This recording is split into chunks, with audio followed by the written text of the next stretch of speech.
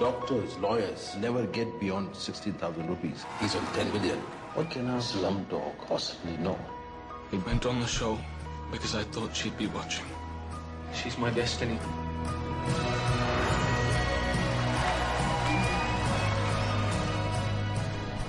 Okay, so that was a clip from Danny Boyle's latest film, Slumdog Millionaire. Was that out last week, Laura? Or? It was out on the 9th of January. Oh, so a couple of weeks now. Like you said, it was directed by Danny Boyle, who's done some really iconic British films, such as Trainspotting, which is seen as like the modern British film, really. He's also done 28 Days Later, which was filmed in London and then in Manchester, where Danny Boyle is from. He's also done The Beach. Oh, is that with Leo DiCaprio in? It is, yeah. So he's worked with some pretty big names as well.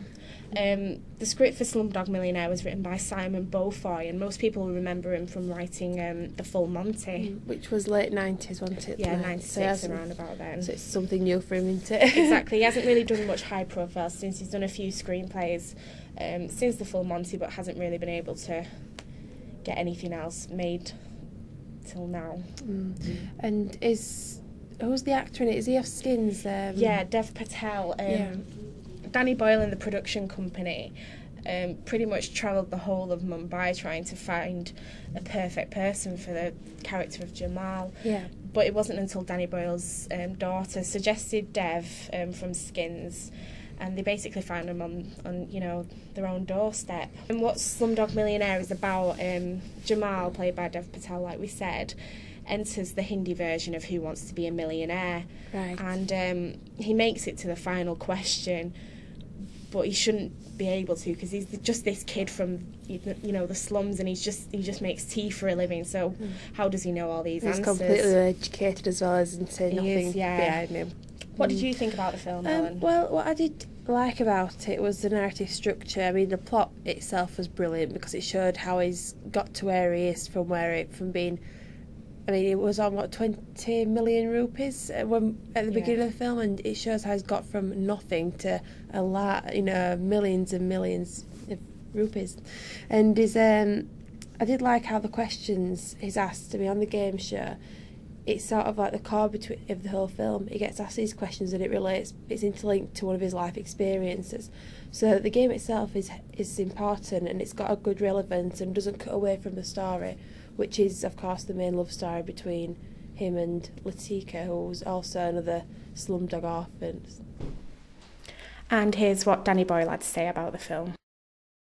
He has lost this girl in the chaos, and it is a chaotic city, the chaos of Mumbai.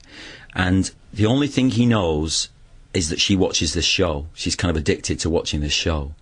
And he figures if he stays on it long enough, she might see him and they can get back together again. So that's his plan. And he will do anything. He'll summon up any of the gods that he can in order to answer any of the questions, in order to stay on there longer and longer. Meanwhile, he's accruing staggering wealth as he goes along. But is there anything you could think could have been done better on it? Or yeah, like you said, I loved it, I really did. But one of the problems for me, and it's only really a small problem, was Latika's character. I think she could have been a lot more developed than she was. The scenes between her and Jamal were really too few and too far between. And they were a little bit brief, and I think more of that would have made it a lot more special.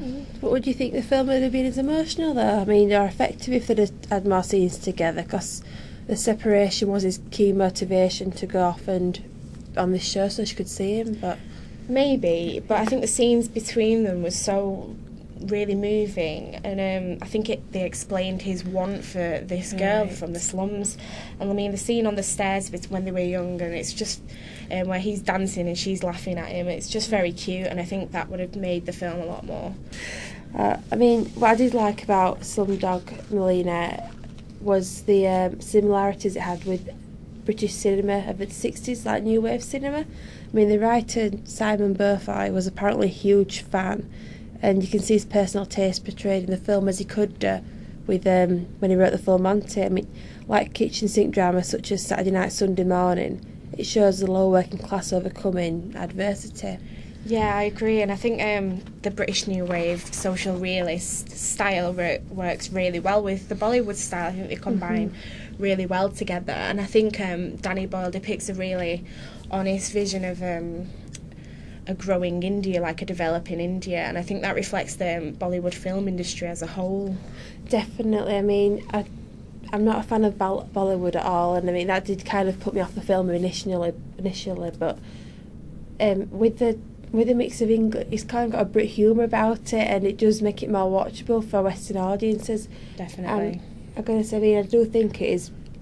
I mean, I went into that cinema thinking I'm going to hate this film, and I was pleasantly surprised. I mean, it did a complete 180, and I really, really enjoyed it. I mean, I think it started films of 2009 off on a high.